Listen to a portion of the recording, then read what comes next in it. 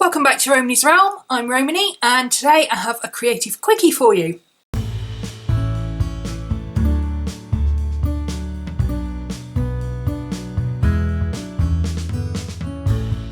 For a while now I've been playing with gouache and I like the tube gouache. I've got the pan ones, I find them very chalky, whereas the tube ones are less chalky. They're more pigmented, I find. Even the very cheap sets like these, which I think only cost me £1.50 in the works for 14 colours. These are a little bit more pricey. These are the Royal Talens ones and these are the Pebeo ones. I only have those in silver and gold.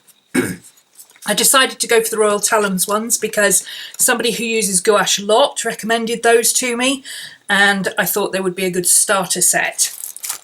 However, who wants to be carrying this lot around? What I want gouache for is playing with my watercolours when I'm out and about.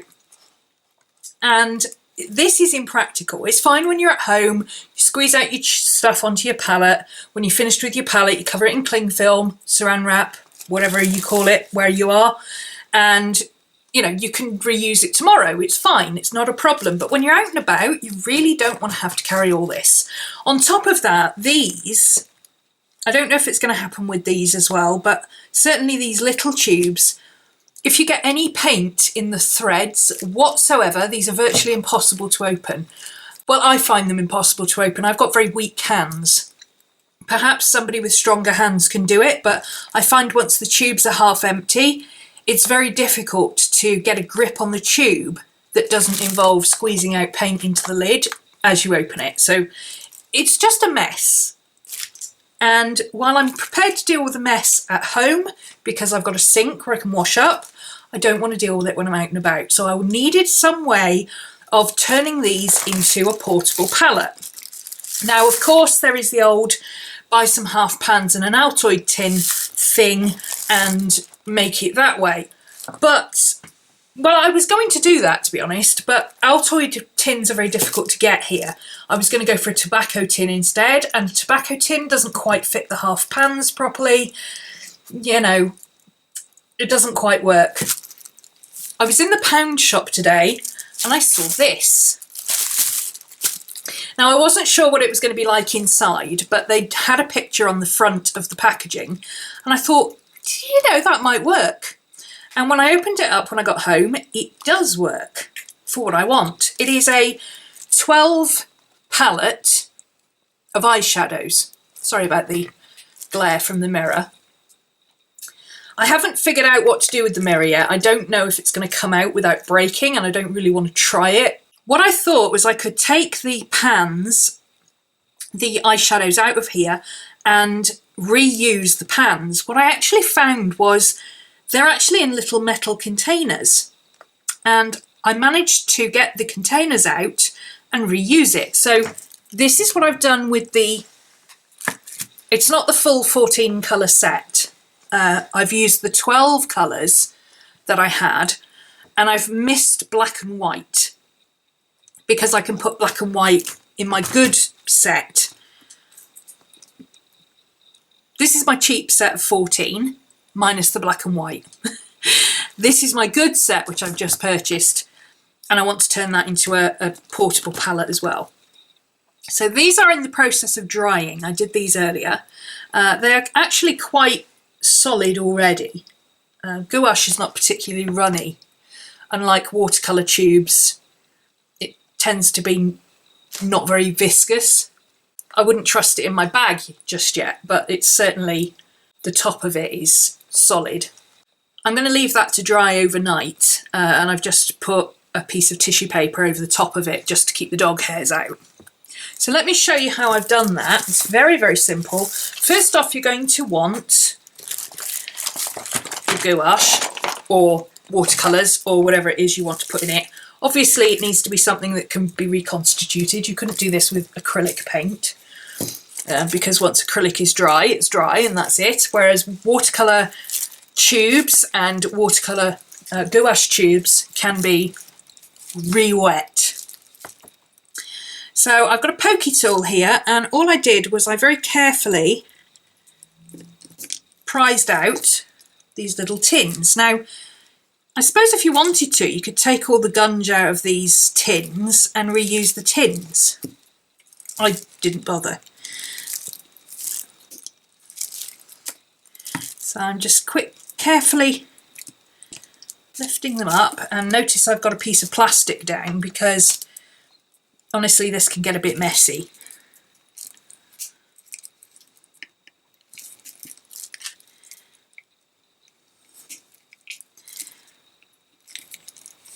Bonus of this cheap little palette is that apparently they were very sparse on glue and it doesn't take much to pop these out. I'm not even completely sure they're stuck, to be honest.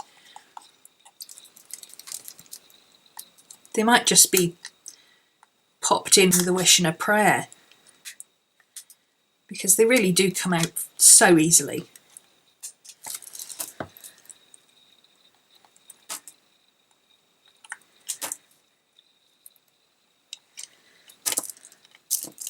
There we go. See, don't even have any. There's a mark on the bottom, but it's not glue, it's not sticky or anything, it's just a mark on the bottom. Okay. I'm not keeping these. You could, if you wanted to salvage these, you can use them as pan pastels, but these aren't very pigmented. I tried them earlier, and while I'm a waste not, want not kind of girl, these are a bit naff. My other set is much better. And I have all those colours in my other set. So, as you might expect, I'm just going to put my cloth over that so the mirror is not there. All you need to do is grab your colours and put them in here. So I'm going to go light colours on the top and dark colours on the bottom. That will be there's 9 colours altogether, 2, 4, 6, 8, 9. So I'll do it in the 9 square. So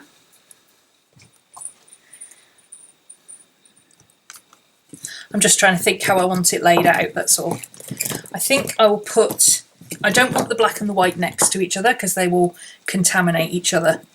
So I think I'll put the yellow and pink at the top, the blues in the middle with the black, and the white next to the silver and gold, so they don't get overly contaminated over here.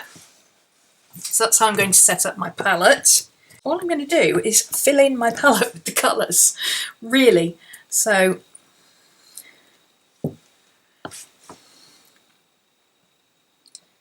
I'm not going to completely fill.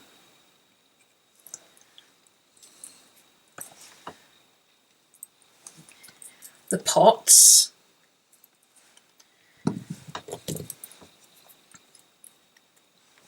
Oops. I can already tell from just putting this in the palette that this is so much better quality than the other set I've got, which is what you'd expect, you know. This was 3 times the price for half as many colours. But now I've been trying the cheap ones for a while. I like them, but they don't quite react the way I want them to. Ooh, that's a pretty colour. Well, like that. Yeah, the cheap ones don't quite react the way I want them to, so I figured it was time to splurge. And with these colours, I've actually got enough colours to mix additional colours. Now that's going to take some getting used to, obviously, because what I generally find is different mediums react in different ways when you mix them. So you can't always guarantee that one particular colour and one particular colour is going to give you an exact shade that you think it's going to give you. But that's part of the learning process. At least you can guesstimate.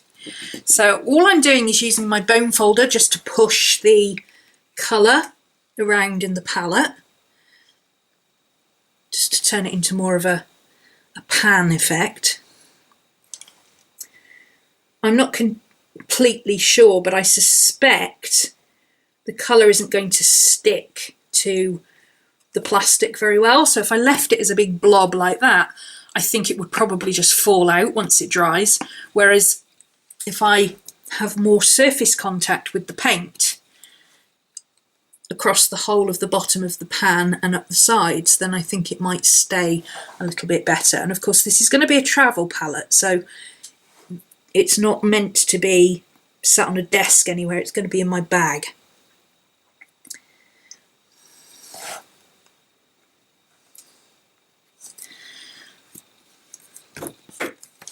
Being careful to wipe off my bone folder of colour every time I finish, because I don't want to contaminate my colours. There's mixing and there's contaminating. Okay, row 2. The first thing I've noticed about these Royal Talens ones, and obviously I'm not saying these are the best colours, a lot of people swear by the Winsor & Newton ones, but I've heard good things about these as a starter set, and they're a lot cheaper than the Winsor & Newton ones. The first thing I've noticed is that when you open them, for a start you don't have to mess about with poking a hole in the metal bit at the top, which I had to do with my other ones, which made a mess of the lid and was extremely annoying, especially with them being so tiny and fiddly. But also, these aren't separated when they come out. I'm going to do the black last because that could get messy. With the cheap ones, I found some of them had separated into a sort of oily consistency and the paint. Now I assume the clear liquid is part of the binder.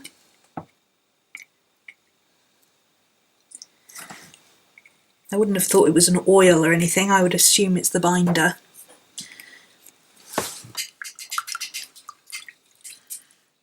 I don't know, I haven't really read up on gouache, I need to. Because I'm a nerd. Oh, I've got off camera, I'm sorry. I thought you could see what I was doing. That's what happens when you're talking to yourself, not looking at the camera.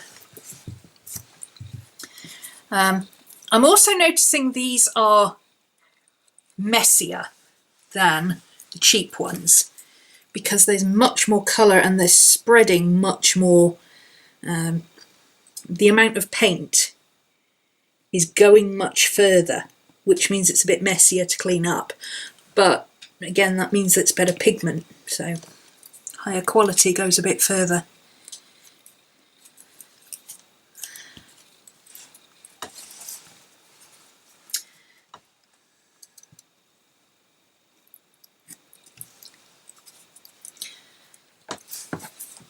Okay, so that's my black. I'll leave that till last.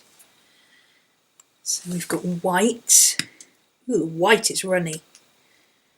Okay, now the white is separated, but it's kind of chunky and milky. It's a bit like curds and whey, actually.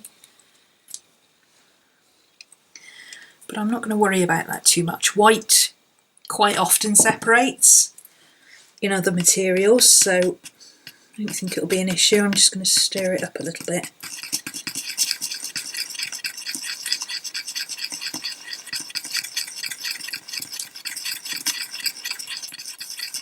It's very watery, the white, so that's going to take a while to dry, I think. Of course, now I've squeezed some out of it, probably shake it up a bit. Yeah. So now I've squeezed some out, I can shake it up, that's okay.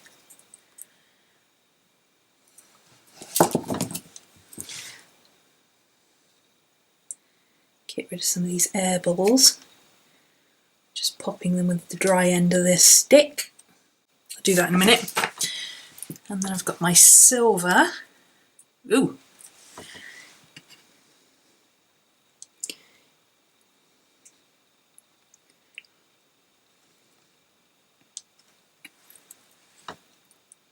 Now that's the opposite, that's quite thick and chunky. It's very opaque though, I like it. See what I mean about them being very messy though? Tubes are always messy. I'm not a big fan of tubes. I don't like to get in a mess with my paints. But I'm assured that for gouache, tube is definitely the way to go. And from what I've tried of the pan gouache, they are really chalky and horrible and I don't like them at all. So, yeah, definitely messy though.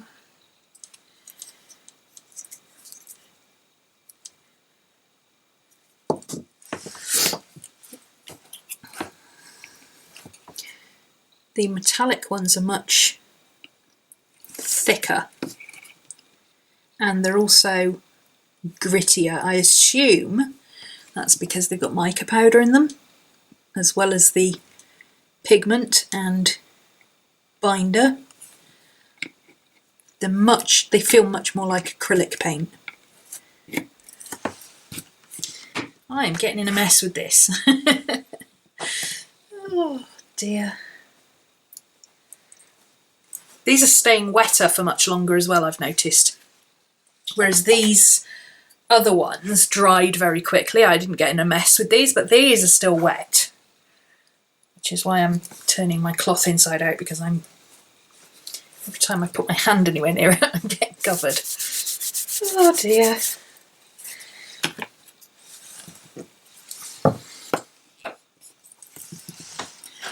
So my silver's separated a tiny bit, but not too much. Not enough to worry about, I don't think.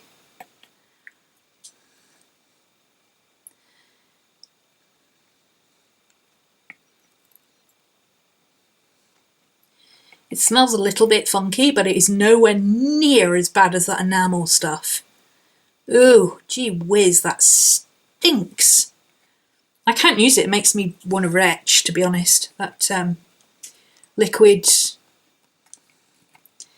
I think it's called liquid metal, but it's basically enamel. You have to use turpentine to clean it and stuff, and it is, ugh. It really makes me want to retch. These smell a bit weird, but they smell paint like weird. They smell like paint, if that makes sense.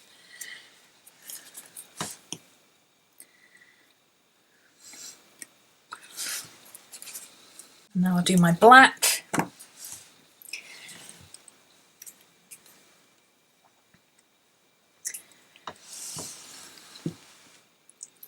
Should I put my black further away from my colours?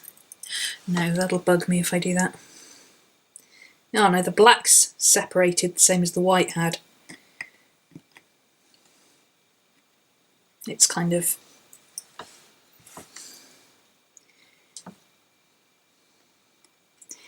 That's kind of like a bit of acrylic and a bit of watercolour. If you put them on the same palette, that's the consistency. But again, I'm sure once I've mixed it up, it'll be fine. I did read online that gouache does have a tendency to separate over time, so...